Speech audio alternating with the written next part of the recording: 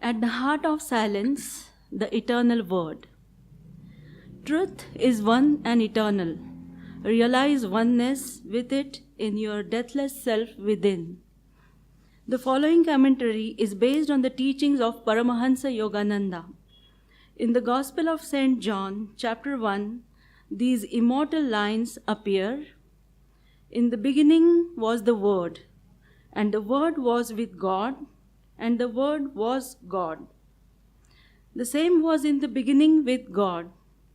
All things were made by him, and without him was not anything made that was made. In him was life, and the life was the light of men.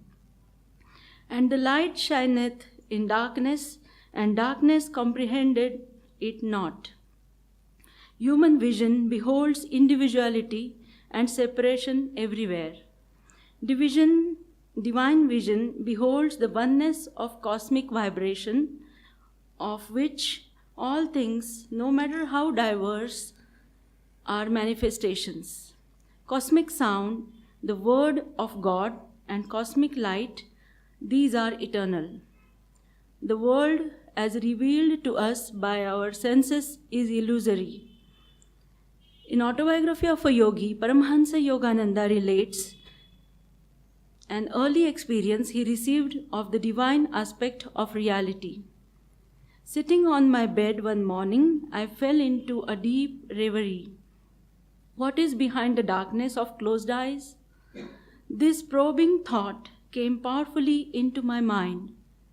An immense flash of light at once manifested to my inward gaze.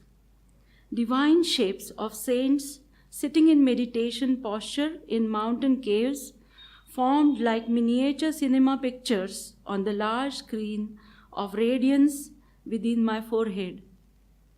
Who are you? I spoke aloud. We are the Himalayan yogis. The celestial response is difficult to describe. My heart was thrilled. Ah, I long to go to Himalayas and become like you. The vision vanished, but the silvery beams expanded in ever-widening circles of infinity. What is this wondrous glow? I am Ishvara. I am light. The voice was murmuring clouds. The voice was as murmuring clouds. I want to be one with thee. Out of the slow dwindling of my divine ecstasy, I salvaged a permanent legacy of inspiration to seek God. Wise are we if we meditate on that experience of Yogananda's and salvage from it even a breath of his inspiration. For quite simply, there is nothing else. As the Bhagavad Gita says in the 7th chapter, I make and unmake this universe. Apart from me, nothing exists. O Arjuna, all things like the beads of a necklace are strung together on the thread of my consciousness and are sustained by me. Thus, through Holy Scripture, God has spoken to mankind. Om.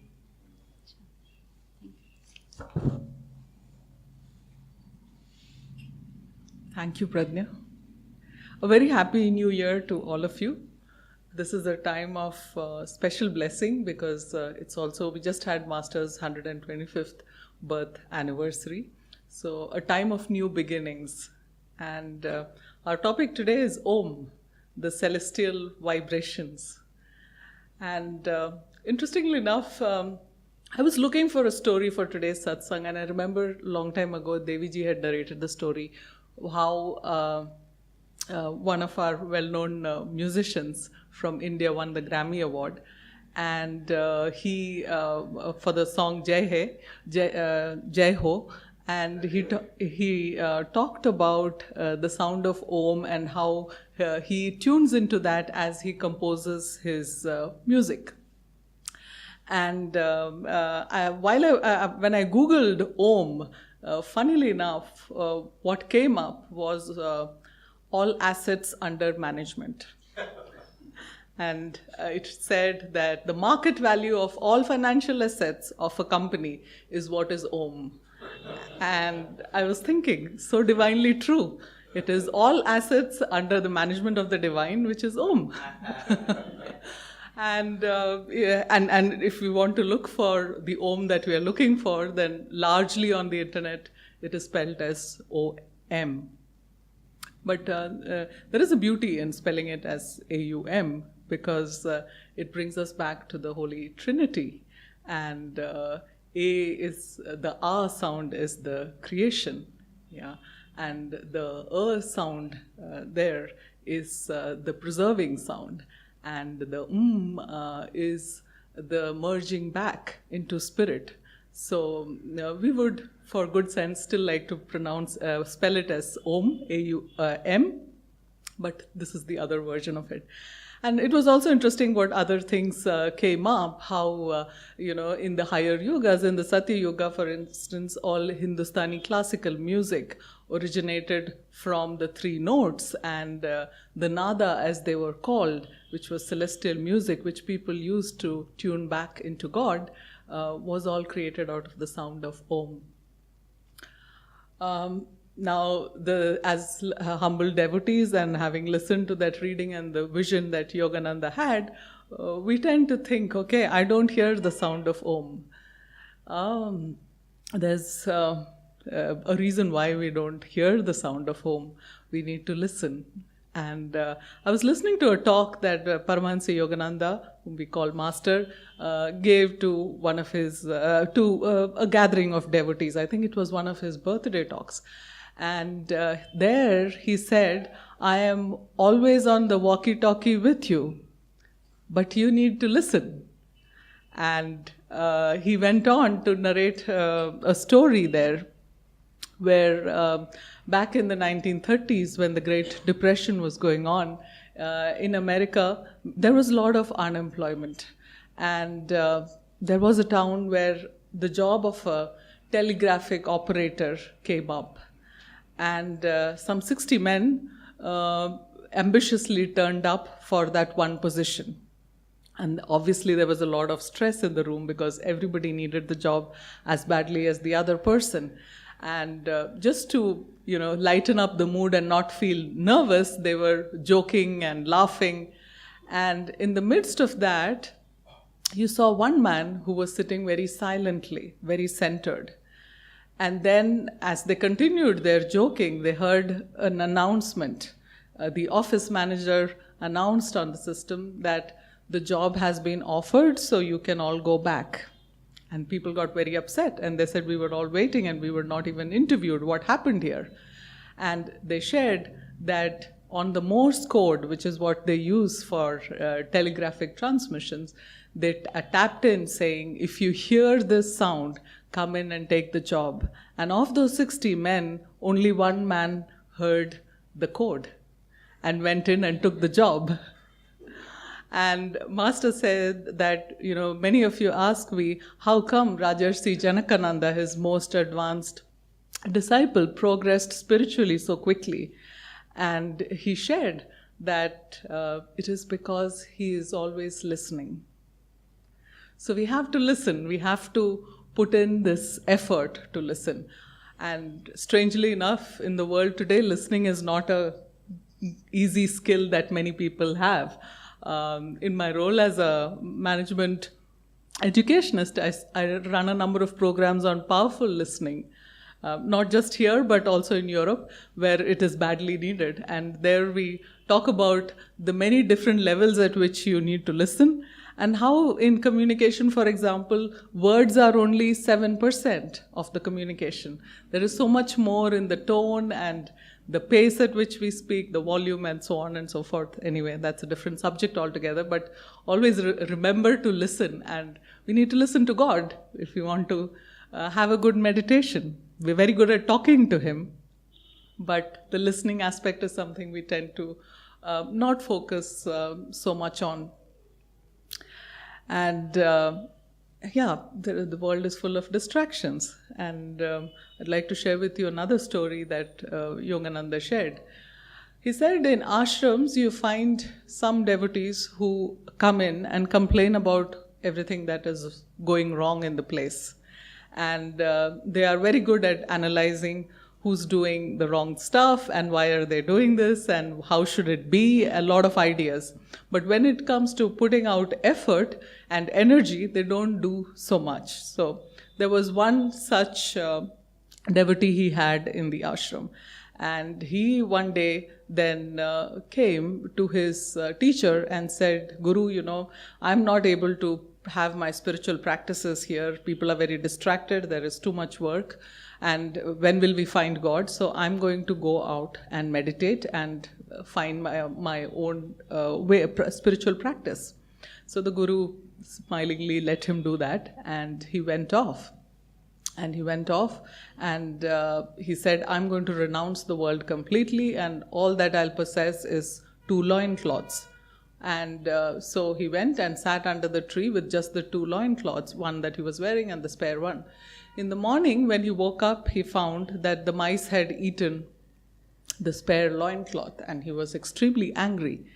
And at that moment, there was a villager passing by, and he said, Saint, why are you so upset? And he was not a saint yet, but anyone whom we see, a saintly man sitting under the tree, the villager addressed him that way. And then he said, see what has happened to me. And he said, no, let me solve your problem. I will get you a cat. And so he said, where will I get the cat from? He said, don't worry, I have a spare cat at home, I'll bring the cat. So he brought the cat took care of the mice, but then he had to feed the cat. And the villagers were taking turns and bringing milk, and they did that for a while, and then they said, this is very difficult for us to come up the hill with milk, why don't you keep a cow? So he said, where will I get the cow from? He said, don't worry, we'll give you a cow. And then he had a cow. And then the cow was grazing all over the village. The saint's cow was everywhere. And the villagers tolerated this for a while, and then they said, you know what, this is not working. All our harvest is being eaten by the cow. So is it possible that we give you a piece of land and you cultivate that land and that will feed the cow? So he said, where will I get the land from? So they said, don't worry, you're a saint, we'll give you our land. And they gave him a piece of land. But we know this, that on the land you have to cultivate. And for that you need labor. So he started borrowing the children of the villagers to cultivate the land. They did that for a while in bhakti and devotion, and then they said, this is not working out very well. Why don't you have your own children? And the saint said, how do I have my own children? They said, you just need to get married. And the village headman said, I have a beautiful daughter and I'd like to give her hand in marriage to you. And he was strongly considering the proposition.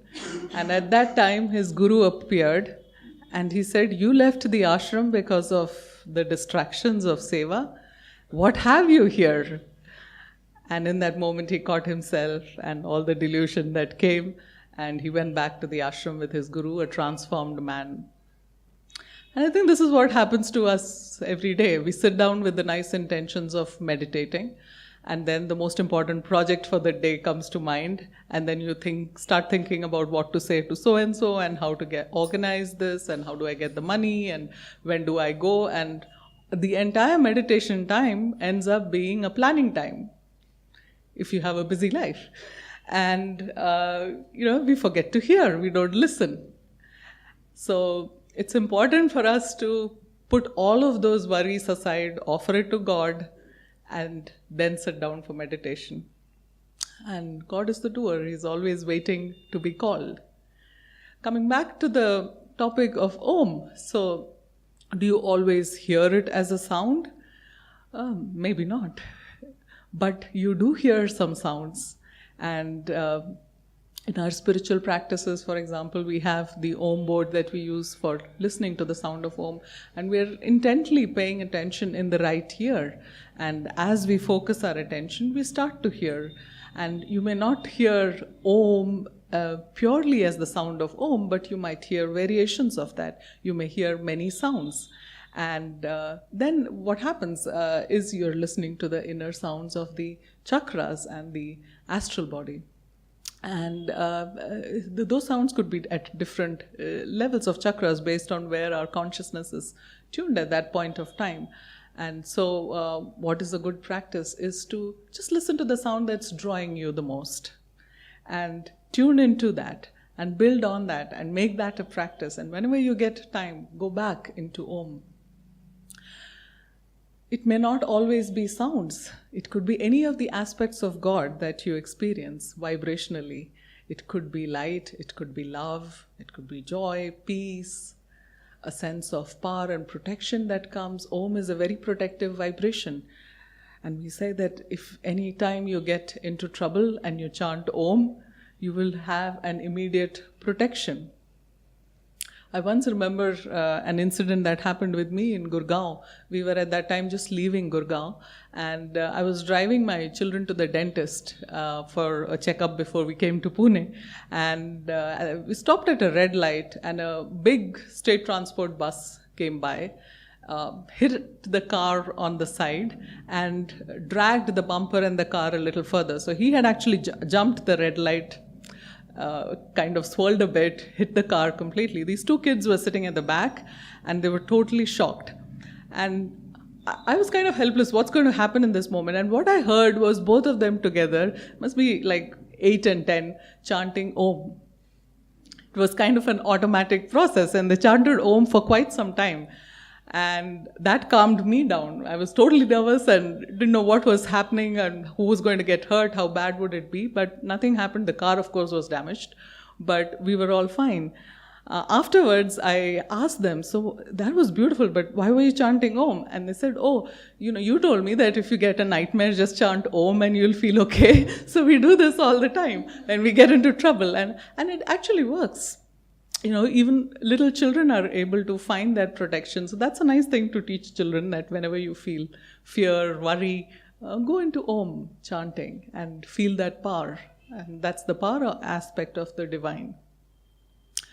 So that's a little bit in terms of the cosmic vibration, and even the prana within us is an aspect of that divine vibration.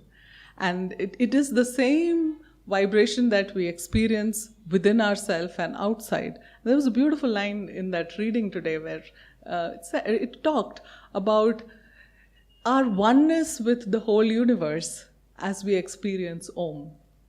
And so it's a lot of times we tend to focus on, when the ego comes in, we think more about how we are separate from everybody else. But when we are in tune with God and we are in attunement with the Guru, then we experience the oneness that is prana, that is uniting each one of us, which is throbbing within each one of us and each being in the world. And that oneness is again a great way to feel spiritual upliftment. And what else can we do? Listen to Om. There is a beautiful CD of Swami Ananda chanting Om. And in our yoga classes, we use that music playing in the background. I've also seen in many homes people play the Om chant in the backdrop throughout the day. And that gives a very uplifting, harmonious vibration to the entire household. And that is something that you could do. And even little things, sometimes it happens to me a lot of times. Sometimes you're in difficult meetings and there are people who have an agenda and are pushing their agenda, and probably that's not the right solution. And what do? You start to feel angry. But when you have anger, at that point in time, if you're able to catch yourself, lift your energy to the spiritual eye and chant Om 2 to 3 times there, you'll see a quick transition that you can make from losing your temper even. So there are many applications of Om, and each one of us have a different journey. But see where it works and how can you apply Om in everyday life and as a spiritual practice in your meditation and in your day-to-day interactions with people and situations. Joy to you. I would like to also do an affirmation. So this year, Aditya ji said we would like to have one affirmation every week, and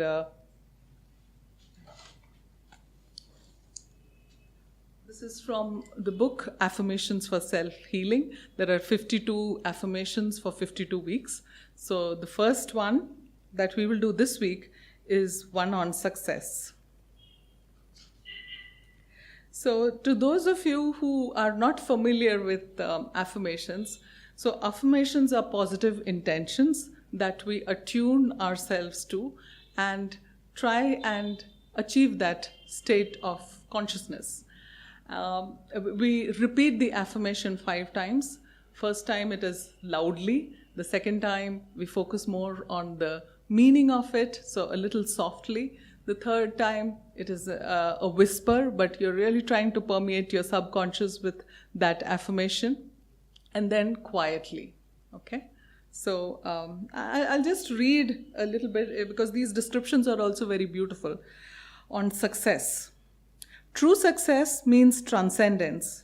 It means finding what we really want, which is not outward things, but inner peace of mind, self-understanding, and above all, the joy of God. Outward success means transcendence also. It means rising above past accomplishments to reach new levels of achievement. Success can mean accepting failure too, when such acceptance helps us transcend a false ambition. Every failure, moreover, can be a stepping stone to highest achievement. Success should not be measured by the things accomplished, but by our increasing understanding, ability, and closeness to God. So now we will do this affirmation and please repeat after me. We will do this first loudly. I leave behind me both my failures and accomplishments.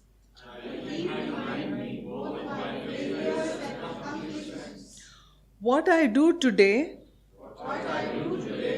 will create a new and better future. Filled with inner joy.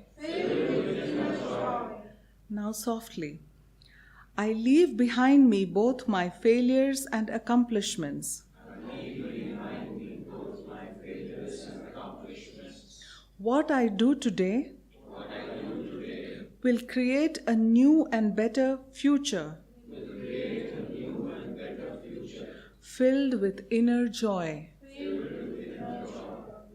Now whispering. I leave behind me both my failures and accomplishments. What I do today will create a new and better future,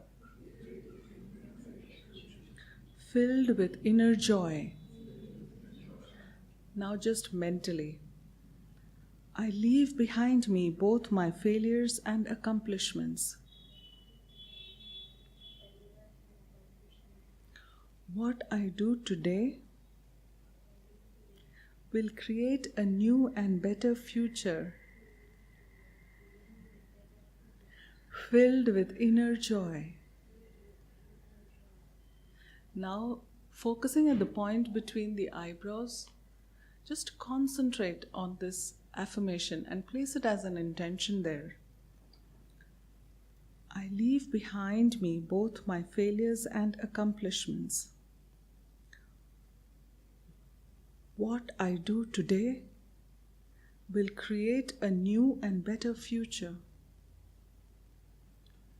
filled with inner joy.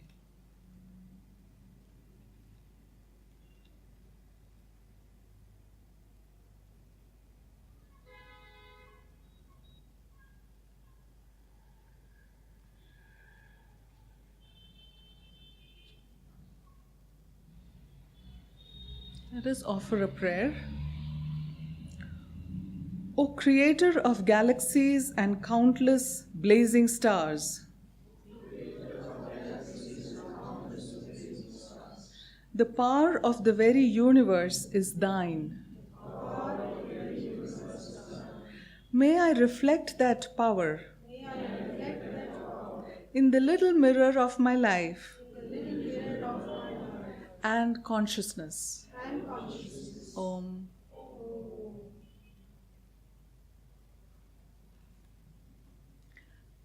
We'll just close with an arti.